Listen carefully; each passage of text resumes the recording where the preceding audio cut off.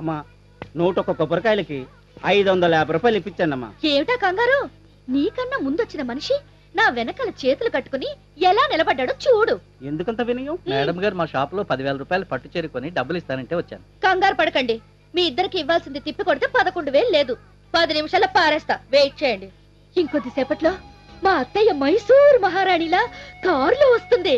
నేను కాళ్ళకు దండం పెట్టి ఈ పట్టు చీర చేతిలో పెట్టగానే ఉక్కిరి బిక్కిరైపోయి మెళ్ళో కాసుల పేరు నాకు వేస్తుంది. మరుక్షణం దాన్ని చేంజ్ చేసి మీ చేంజ్ మొక్కను కొడతా. ఒకవేళ కాసులు పెరిగిపోతే మిగిలిన కొబ్బరికాయలు నీ మొక్కను కొడతా. మా అత్తయ్య సంగతి నాకు తెలుసా, నీకు తెలుసా? నువ్వు జీవితాంతం కాయలు అమ్ముకుని పండిపోవాల్సిందే. కాయలు తీసుకునిరా.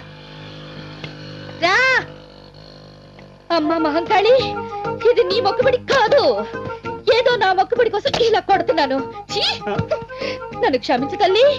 మా ఆయన్ని ఎలాగోలాగా మా అత్త మామలతో కలిసేలా దీవించు. నా పలుకుబడి పెంచు.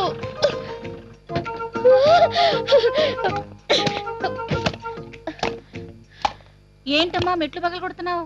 మెట్లు కాదు అత్తయ్య గారు, కొబ్బరికాయలు. ఈ రోజు నా పుట్టినరోజు. మీరు మావయ్య గారు సుఖంగా సంతోషంగా ఉండాలని వ్రతం చేయించి ప్రసాదం తెచ్చాను. అలాగా? దీర్ఘాయుష్మాన్ భవ, శీఘ్రమేవ సంతాన ప్రాప్తిరస్తు.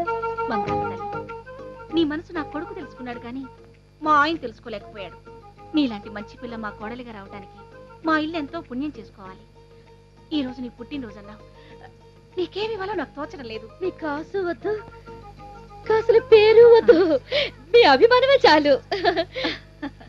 ఏమిటో ఒత్తిగా డబ్బాసు లేని పిల్ల దొరికింది. ఇలా పట్టు.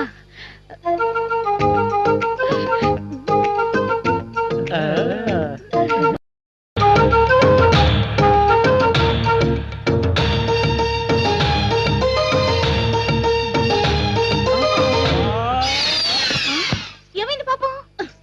మీ అభిమానం చూసి తట్టుకోలేక కళ్ళు తిరిగాయి.